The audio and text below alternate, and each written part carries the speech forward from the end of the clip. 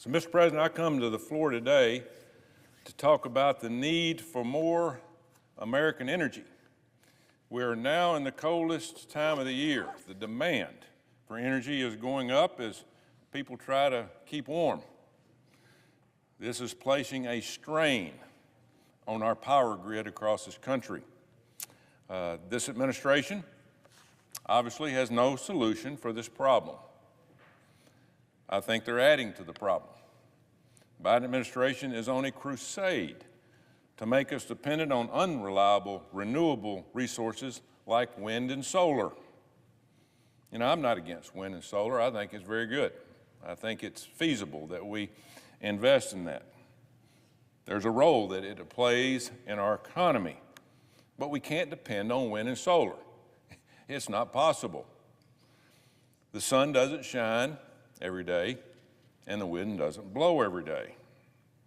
Our energy grid needs to stay running for 24 hours. What a thought. Despite Joe Biden's best efforts, most of our energy grid today still comes from fossil fuels.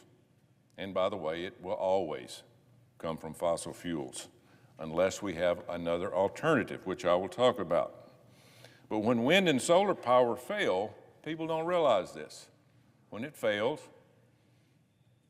and at one time in my life, I had a huge wind turbine in my backyard, a couple hundred yards, and I noticed even if the wind didn't blow, the turbine still ran.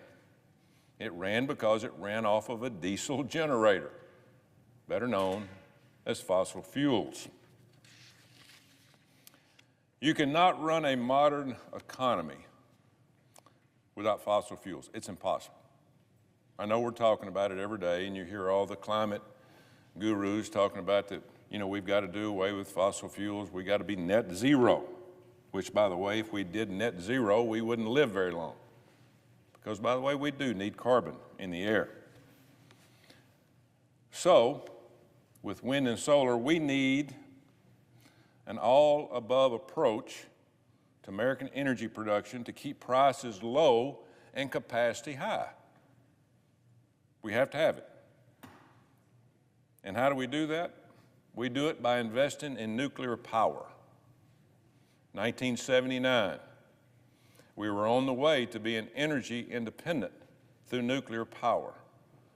We had a problem at 3 Mile Island with a nuclear plant that went basically called, in our words, in the terms of this generation, berserk. They had problems. They had leaks. There was a media presence at that time that started attacking nuclear energy because it was going to kill everybody. Nuclear energy was going to be a disaster. At that time, we were constructing over 100 nuclear sites across the United States of America. 100. Closer to 150. Because of 3 Mile Island and how it scared, the media actually scared the people of this country.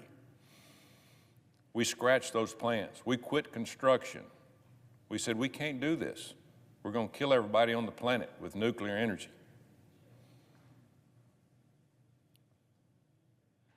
Right now, nuclear makes up about 20% of our energy grid, which if we hadn't stopped back in 1979, it would be much closer to 70, 80%. And we wouldn't have to be burning fossil fuels. You know, I'm proud the United States is the most nuclear power production of any country in the world. I think it shows that we're a leader, but we should get back to it. We could be producing a lot more nuclear energy right now, but as I said earlier, the red tape from this administration and the climate cons, it's slowing permitting and production. We actually just opened, I think, the first nuclear plant in many, many years in the state of Georgia, in the southeastern part of the country, which will provide energy for thousands and thousands and thousands of people for years to come because of this, with zero carbon emissions, by the way. But the Biden administration is obsessed with wind and solar, but they know deep down that they can't touch nuclear energy. They know that their left-wing voting base hates nuclear energy. They hate it. I think we need to go back to the education department and start learning about nuclear energy. Everybody should be brought up to speed. Instead of being scared of it, we should adopt it. This opposition to nuclear power really has no basis and no fact. It's bad economics and it's bad environmental policy. So let's talk about the economics and let's talk about the environmental impact of nuclear energy. First, economics. Nuclear energy is the most efficient source of energy ever known to man. In fact, nuclear energy is 8,000 times more efficient than fossil fuels, 8,000 times. Fossil fuels are a lot more efficient than wind and solar, we know that. Nuclear energy is cheap to produce. Nuclear is also safe for the environment. And I'm going to repeat that. Nuclear energy is safe for the environment. My Democratic colleagues are worried about carbon emissions. So why not nuclear energy? But I hardly hear any of them ever champion nuclear energy, which produces zero emissions and remains and removes harmful pollutants from the atmosphere. Environmentalists claim that nuclear energy is dangerous. Environmentalists point to a few headlines from over the last 80 years, but they don't point to the facts. The fact is that our technology is better and better every day. We have different reactors that are unbelievable.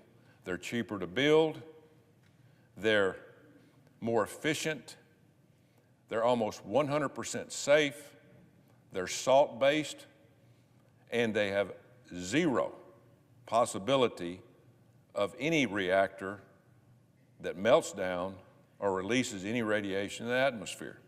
But what have we done? We've just disregarded it. We just said, oh, nuclear energy doesn't work, it's not safe, we're just going to get away from it. We better wake up and smell the roses. Nuclear energy is safer now than it was 40 years ago, and certainly 80 years ago. Our scientists have learned.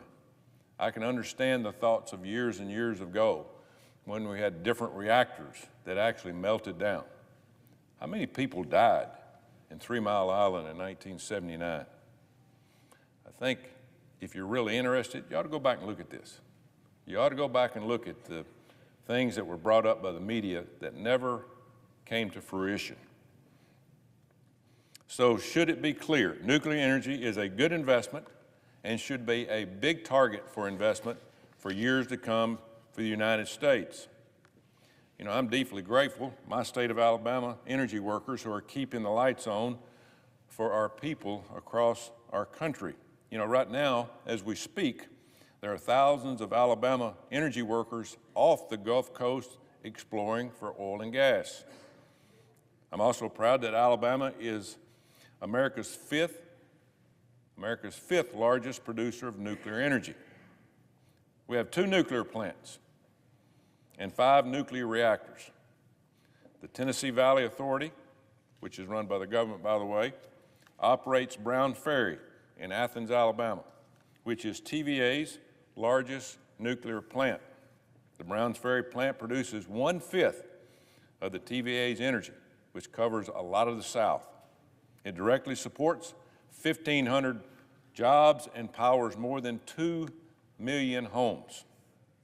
In the Wiregrass of Alabama, which is the southeast part of the state, Alabama Power runs Plant Farley, which produces about 1/5 of the Alabama Power's electricity.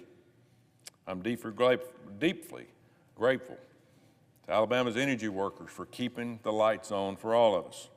It's clear we need to stop the obsession with wind and solar. We can use that. But we can do a better job of investing in nuclear energy. We need to fix the Nuclear Regulatory Commission. Right now, it takes about 10 years 10 years to get a nuclear reactor approved in our country. There's no good reason that it should take so long. We also ought to support advanced small modular reactors called SMRs. They're safe, they're cheaper, and they're quicker to build. They're small reactors with lower demands for fuel. And by the way, we gave this technology to China back during the Obama administration. They are building them every day in Asia. They've taken our technology and using it. They can bring energy costs down and also emissions down.